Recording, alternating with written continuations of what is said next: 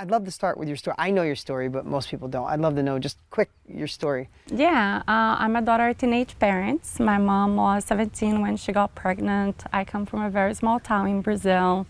There was no work around, so she had to leave to try to find work somewhere else. And it was hard for us because we stayed with our grandparents.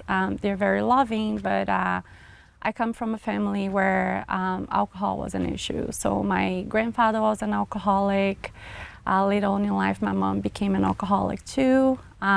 So dealing with all that inconsistency, emotional up and down in the family. And on top of it, my grandparents were illiterate. They didn't know how to read, they didn't know how to write.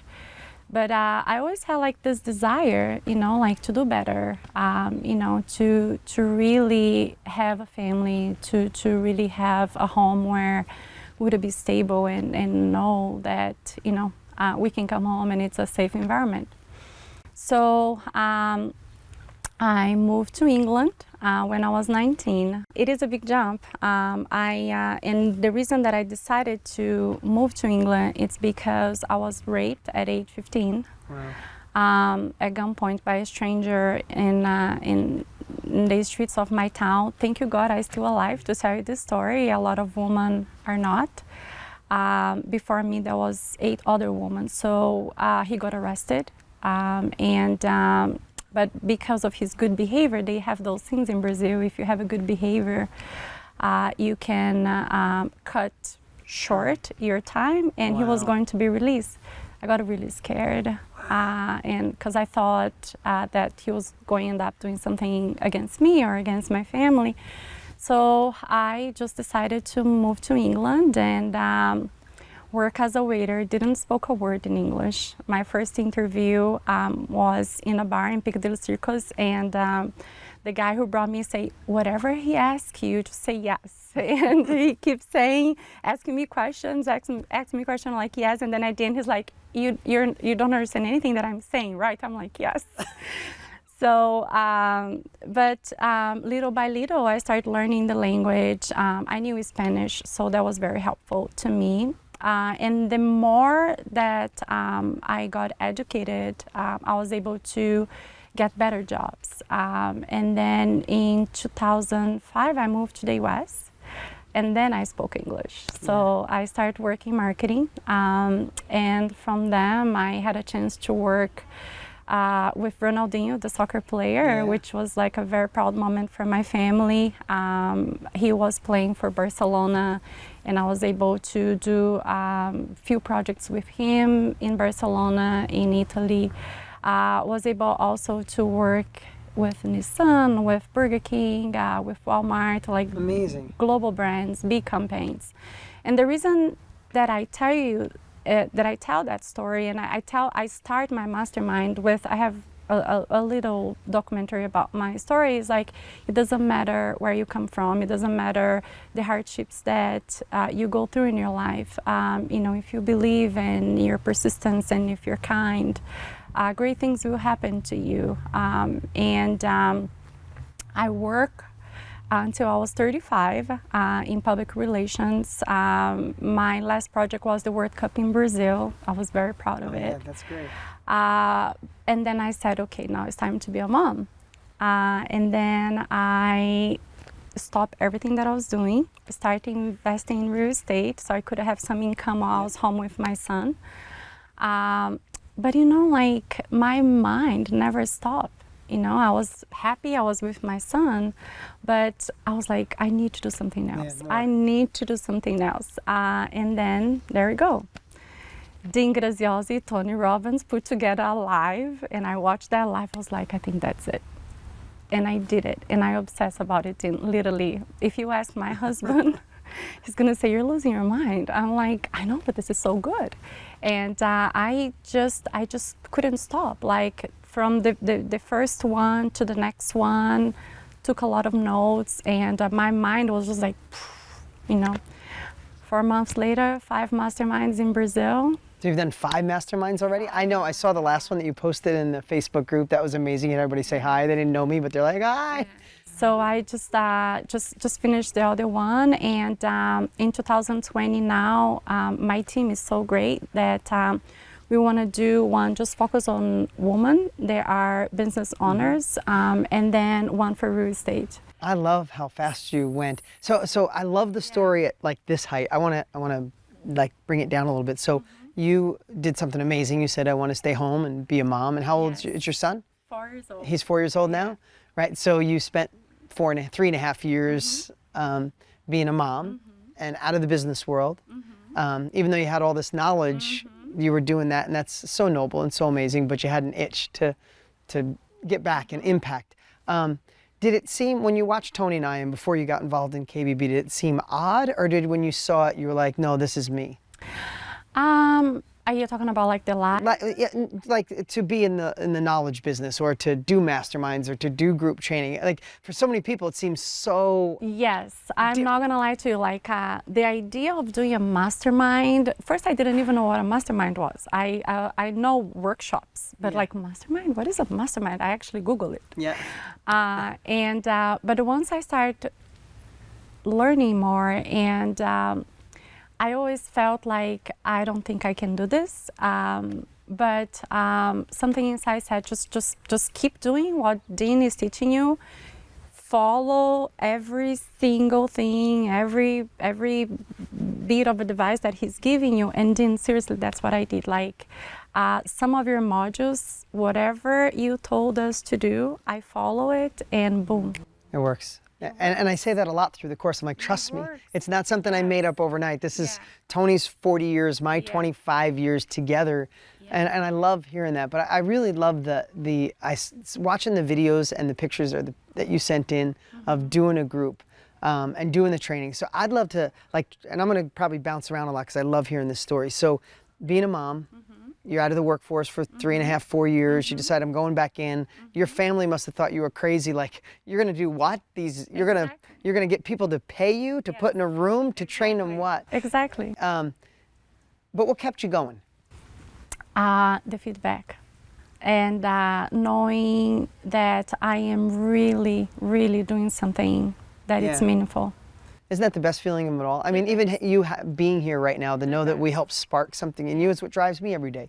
People still ask me, it's like, you got everything, why don't you quit? It's like, quit? I'm just getting started. Like, I have millions of more people's lives to touch, right? Like, how do you put a lid on that? Yeah, exactly. And it's not hard. It's not easy work. It's very hard work. You do it. Before my masterminds, I work 16 to 17 hours a day. And sometimes through the night, because the time that I'm with my son, I'm with my son. Yeah. Put him to bed, let's go to work. Yeah. And sometimes my husband wakes up like, what, still awake 4 a.m.? I'm like, I'm working, and I can't stop. And you know what's amazing is, if you think about it, even 20 years ago, right? When someone thought about wanting to grow their business or getting more knowledge, I think the thought was only, what school should I go back to? Or who should I go work for after 5 or 7 years? Maybe I can rob their knowledge, right? Like, that was the only option. And I think we couldn't be alive during a better time in history, because the world is shifting and saying, I could go back to school for 4 years, or I could go spend a weekend with Dior, who's been doing this for 15, 18 years. She has the experience, and she gets to condense everything she learned and give it to me over a weekend. And the truth of the matter is, you're giving them knowledge that was kind of in play, working, not just being taught the theory of it. And I think the world is realizing that. It's why this industry is growing. It's why it's one of the fastest growing industries on the planet. But also, like, the reason Tony and I are shaking the branches and yelling from mountaintops, because I think you've already experienced it.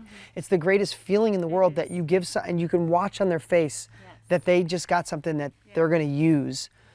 And I have seen Dean so much in this last 4 months from them, that I just feel like I said, if I stop, I'm going to be doing a disservice, especially to my country. Yeah, and so do you think you're going to do all of them in Brazil? I want to keep doing that in Brazil. Family is also something very important to me. The times that I'm there, I'm away from my son. Of course. So it's something that I need to think. I would love to start doing them here.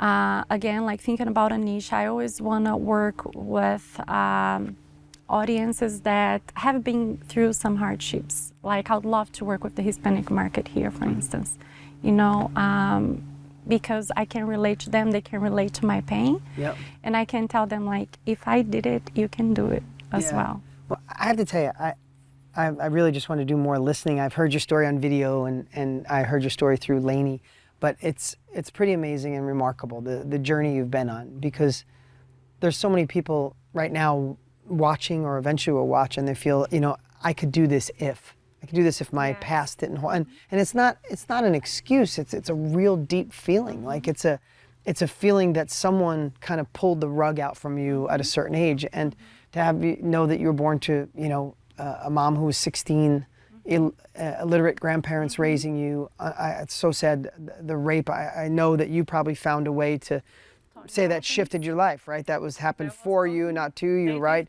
Yeah, shifted your life, right? It makes you realize that, you know, as unfortunate as that was, you wouldn't be here today making the impact you have. You wouldn't be the mom you are right now. You wouldn't have, like, none of that would exist if something different happened. Yeah. And I know that's hard for some people to manage, to really let it sink in, but it's so great that you're saying it. And then to go to England, not speaking the language. I mean, my wife's family came from Mexico, and they didn't speak the language, and to see where they went from, you know, just one generation to the next, and what Lisa does is amazing. But I love that story because I think you're going to inspire a lot of people. Then you went on to live in corporate America and learn a lot and have great clients, and then you transitioned like a lot of people do and say it's time to be a mom. And then you did the mom thing, and you're still going to do the mom thing, but you wanted to come up with, I would bet to say, and this is the question I wanted to ask you, you were probably thinking you wanted to get back to do something, right? And hold on one second. You were thinking you wanted to get back to doing something, right? But thinking of the corporate job of 9 to 5 was probably really hard. So tell me that balance. Yeah. So what KBB does to me is it gives me the flexibility to be home with my son, even though I'm working. Yeah. He's like, Mom, why on your computer? I'm working, but I'm there with him. Yeah. You know, I can literally stop whatever I'm doing, give him a kiss, give him a hug, say I love him.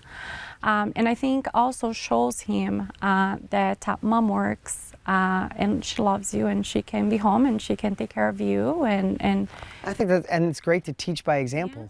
Yeah, exactly. And, you know, independence is very important. And I think it's also important that he sees that Mom is successful too. It's all about values, Dean. Yeah. And I think and being part of the KBB family and doing my masterminds gives me this flexibility. You know, I cannot have my son all day at school. I just can't. I know, I get it. From like 9 to 5 to 6, I cannot do it. And then we spend, 2 hours with him? Yeah, it goes by too quick. Believe me, my daughter's 13 this week, and that's why I'm here. That's why we're filming home today. Like, I want to be around them as much as I can, but it doesn't mean that I want to work less. Like, I love making the impact while simultaneously having that balance, and I love hearing the story. So, I guess what I would love to say, if you were talking to that person who's watching, thinking, I really want to do this, but I don't know if my husband will support me. I want to do this, but I don't really have a great education, or I really don't have, you know, Dior, you're an executive. I was never an executive. What would you say to that person? I hope I don't get emotional. Well, the first thing is really connect to your cause. It's really important to know what you want.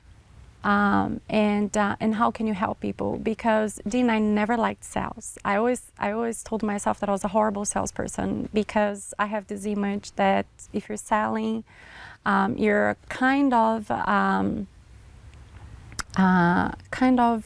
not being honest. I don't know. There's like this thing about selling, and when you on KBB, you mentioned that if you're not selling, you're doing a disservice for the community. That's when I was like, okay, so I am from Brazil. I have this journey and it works for me, and I see a lot of people struggling there. If I don't do what I'm doing there, if I don't share my knowledge with them, and if I don't bring a little bit of hope for them, what good am I doing to my country? So yes, I'm here in America living the dream, but you know. So I feel like if you just step out of your head, Tony said something that something like, if you stop focusing so much on yourself, you will never get depressed. Never. It's almost impossible. Yes. So I think that's what I do. You know, like just what I tell them is like, those voices here, just don't listen to them. Focus in what is important to you and in your mission and how you can help others succeed, and the rest is gonna come. Yeah, that's incredible because, and you know this because you follow Tony as well.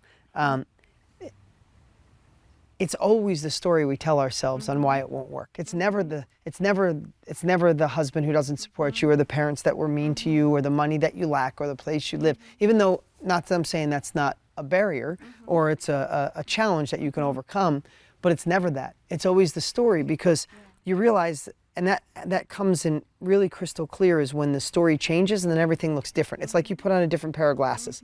Like, I would bet that, so when you thought about going back to work, did that give you like a little bit of anxiety or worry being away from your son?